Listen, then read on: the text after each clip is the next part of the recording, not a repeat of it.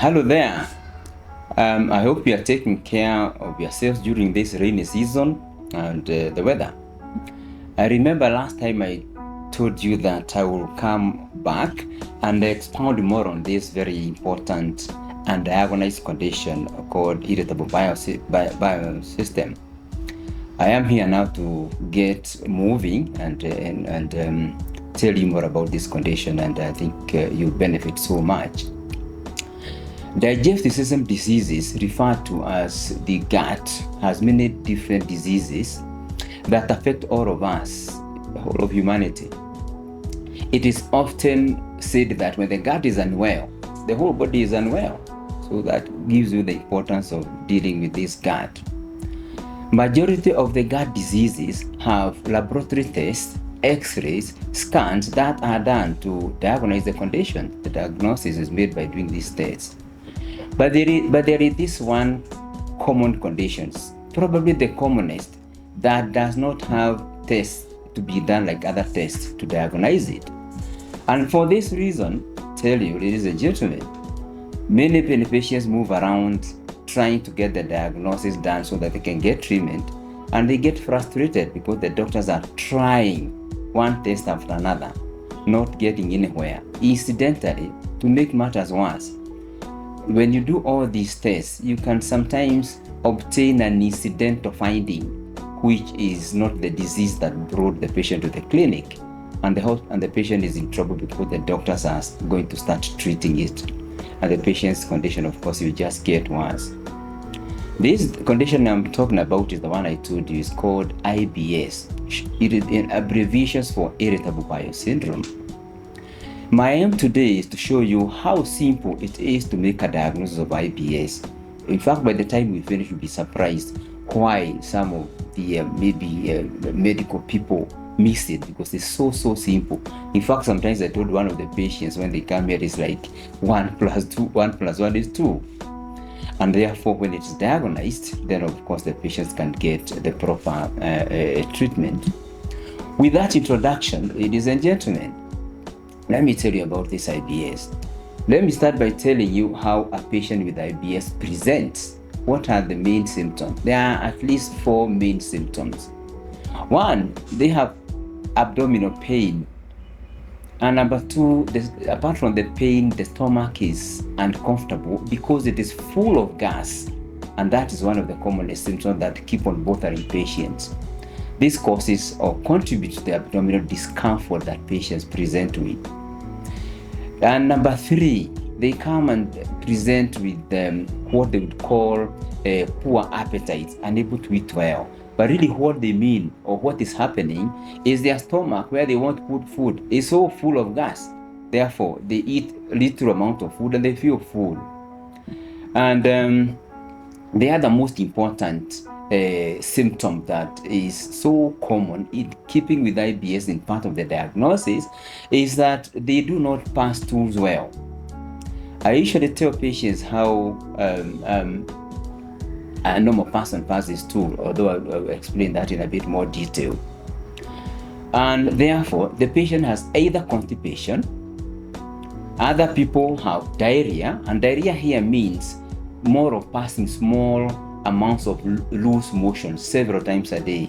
This differentiates the diarrhea of like food poisoning, when you have eaten something that does not agree with your tummy, and then you have to run to the toilet 5-10 times passing watery stool. This is not. It is loose motion 3, 4, 5 times a day, and sometimes it is the urge to go and pass stools, and when you visit the loos, you only pass small quantities and then leaves you feeling that you have not emptied your bowels well. The other thing that patients complain of or present with is because there's a lot of gas in the intestines, they complain of passing too much gas, farting too much, and especially this causes some sort of embarrassment when they are in the offices and they are in between people. And remember that the gas these people have is not the usual, and therefore it is usually a nuisance, and they are very uncomfortable. These are the main things, the main symptoms patients present with. But like any disease, like I talk to my patients, There are patients who have mild IBS, moderate IBS, and severe IBS. The patients who have severe IBS, they are in more trouble because they have other bothersome symptoms apart from the ones I've talked about. They are anxious people. They feel unsettled. Number two, they have sleep disturbances. They go to sleep, but by 3 a.m., they are awake and they keep on tossing about in bed, very uncomfortable. This is associated with the patients feeling general body tiredness, weakness, and even headache and dizziness. So patients who have the four main presenting symptoms of going for the long cold and bloating and pain, together now with feeling anxious, not sleeping, tired, they have a very unpleasant life. In fact, some of the books we have talk about the fact that IBS patients' quality of life is poor because, of course, you have understood what they go through. And number two I can mention here is that they are very many times not understood, because when they are suffering the way they are suffering for a long time, if you look at them from the face, they don't look sick. In fact, there are quite a number of people, patients, some of them, who have lost their jobs because many times they are borrowing permission from their boss because they want to go and visit the doctor. The boss looks at them and notices that they don't look sick. And therefore, sometimes I think the bosses, some of them think they are refusing to work. And let me move on from the presentations, because the patients who have IBS very well know exactly the symptoms we are talking about. They come to my clinic and we talk about them and we diagnose it properly. What about the cause of IBS? Because many patients really want to know when I talk to them. The first question is that, where does it come from? What is causing it? Is it food I'm not eating well? I tell them that it's not food, it's not a lifestyle disease. Long time ago, it used to be thought to be a lifestyle disease, like affecting the affluent, the developed countries. We found that it affects everybody in the developing countries. The poor people in the villages, they have the IBS. So there are many theories that we have about IBS. But it is clear that there is an abnormality in the rhythm of movement of the intestines, right from the stomach down to the large intestine. And when the slowness or the movement not coordinating the stomach, we think it's more of the slowness. The food lands there, it takes slightly longer to get out of the stomach. And the more the food is remaining there, digestion is continuing, causing a lot of gas production. So we have an idea where the bloating, the gas comes from. And of course, the excess gas causes pain, discomfort, and I've just mentioned they are unable to eat food because obviously there is no space to put more food. And when this slowness now occurs down into the intestines, the large intestines where we have the stools moving, there are two problems. In one group, the movement also slows down. If it's moving so slowly, I have patients where, because the slowness is not uniform, where they may take a day or two without passing stools, they may take a week or more without passing stools. The patients I see with severe constipation where they have not gone for long call for 1 week. Some of them will talk about 10 days, and I even ask them, trying to put it in a light note, that maybe they are going for the long call and they forgot, because 5-10 days is a long time for a human being not to go, but they do stay for long without going when the slowness is too much. It is very uncomfortable. The blockage causes, or the slowness causes pressure building up more on top of the gas that is there. The other group, apart from the slowness, is the movement that becomes a bit irregular in terms of being a bit rapid and coordinated. These are the patients that we talked about who have passage of small amount of stools 2, 3, 4, 5 times. And they are the same people who have the urge to go for the long call. They arrive there hoping to empty all and feel relieved, the way we all normal people without IBS hope to do, and we do. And they go there, they pass a small quantity of stools, loose, and they are in the loose toilets, feeling the sensation that the rest is inside, and they are the patients who linger on more in the toilet. In fact, the people who live with these people, they have known them that if they enter into the loose, they've got to give them a bit of time, because they think, they delay, they are hoping that the stools that are not coming up will come out. Unfortunately, many of the patients will not get the relief. This is associated with some people telling me that they had the agit pass stools. When they go there, what they find is a lot of gas coming out.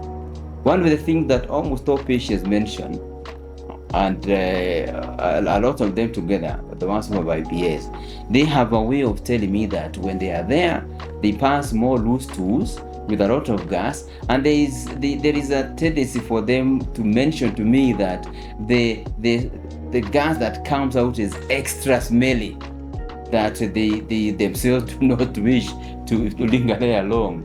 And I thought it is one or two patients, but this is quite a characteristic of symptoms that patients who have loose stools mention. As we move on, because IBS is a topic that we need to talk in more details, how do you then diagnose it? The diagnosis of IBS is made by a doctor taking time to listen to the patient's symptoms of the things that the patient has presented with. The abdominal pain.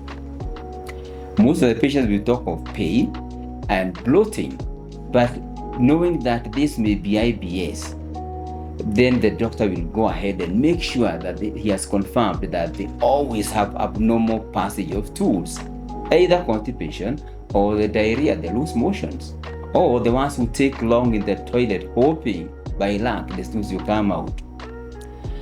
One will then ask them, in case they have these we say extra digestive symptoms of the anxiety, not sleeping well, tired, irritable.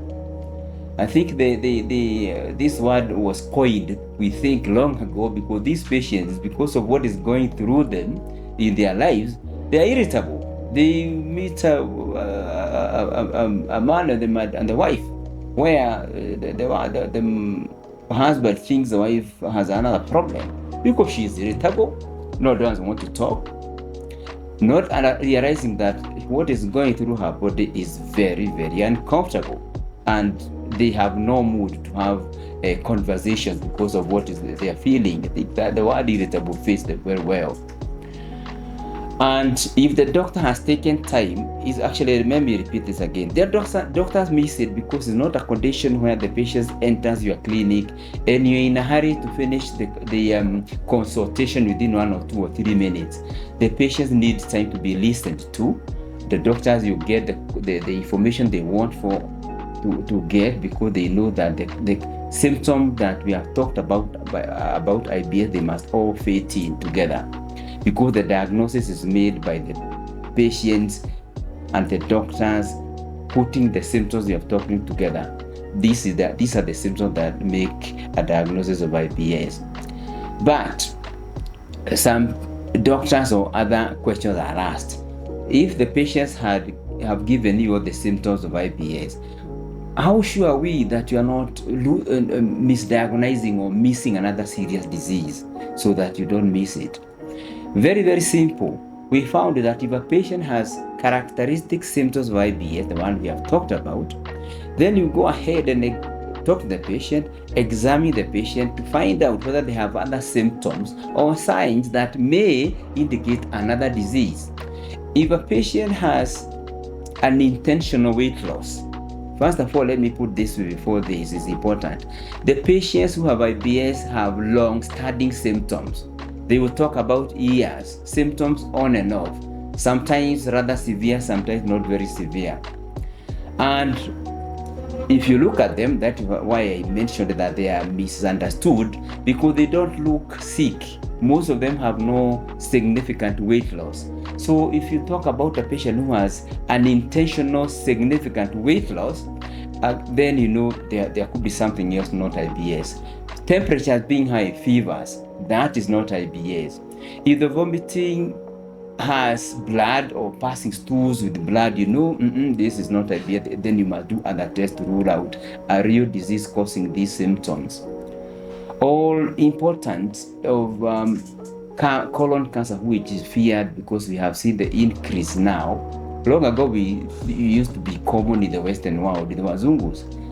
The last several years, we all know that now we have fairly significant numbers of colon cancer. So if a family member has colon cancer, well, you are more likely careful not to miss it, because some disease like cancer, like other diseases run in families. It makes you check the patients further in the laboratory. What about a patient who has anemia? You check again without even going to the laboratory. They will be pale. And of course, this is anemia. They are tired because of anemia. You know, in the examination room in your office, that this is likely to lead to another diagnosis. So that if you have the signs, symptoms, no, just symptoms, not signs, of IBS, without these other symptoms and signs, then you have made a diagnosis of IBS comfortably, that this is the IBS. Long-standing, symptoms on and off, the characteristic symptom put together, without signs and symptoms pointing to another disease, you can comfortably sit there and tell my patient that what you are suffering is irritable bowel syndrome. And patients are very happy. I have a paper in my clinic that I show patients the symptom that patients complain of IBS. They have the pain, the bloating, the discomfort, not going for the long call. Others have the sleep rhythm, tired, dizziness. They look at the list, some of them, and they see themselves there. They are like, it's done. And you can look at their faces, because some of them have had visits to the doctors for a long time, have done all the tests you can think of. They are all negative. And the patients, of course, to remind you, if a person is hurting, they want a test to be done to find their disease and get treated. If they are hurting with the symptoms of IBS, they have gone to doctors and all the tests done are negative, because they'll be negative in IBS. This adds more anxiety to the patient, because the patient is wondering, what kind of disease am I suffering from? It is not found. Therefore, unless this condition may even kill me, it is missed by the doctors because I am really sick. So this adds more anxiety. Just to mention to you that our gut works together with our mind. They are connected like this with nerves. If somebody has anxiety because of whatever reason, the symptoms of IBS are felt more. So my patients, sometimes when I see them, the symptoms have been aggravated by maybe the doctors not finding it, not diagnosing it, but at the end of their test and all that, increase the symptoms of my patients by causing more anxiety. It's like a vicious cycle. That's why I needed to emphasize, because they are not diagnosed. So they suffer more because they are treated for other things. What other things do the patients get treated for? Mainly, the commonest pitfall in diagnosis of IBS is the confusion or the mix-up of a bacteria called H. pylori. We all know about it. Everybody has heard about it, because many people have relatives who have been to the hospitals and they come home with a diagnosis of H. pylori. Let me mention one or two things about H. pylori. It's a bacteria that enters, colonizes our stomach after birth.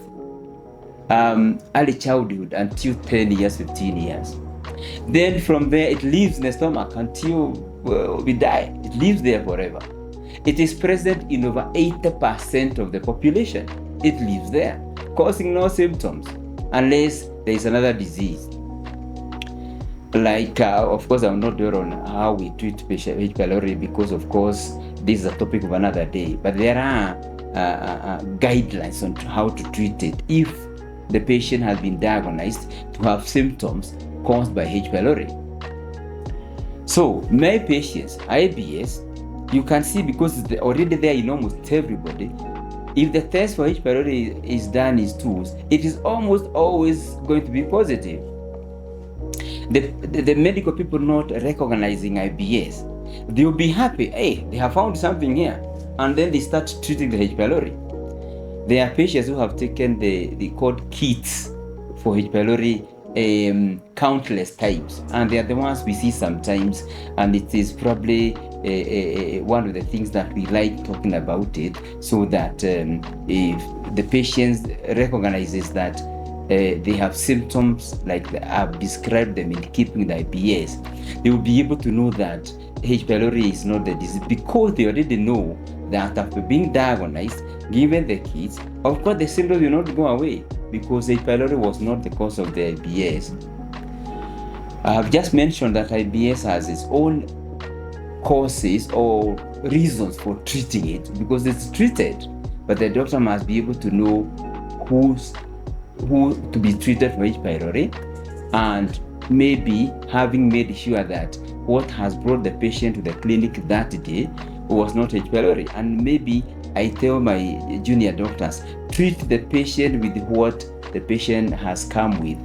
Then if the H. pylori, because it must be treated, then you can deal with it later. But for heaven's sake, treat the patient's symptoms, because it's not the H. pylori that brought the patient to the clinic.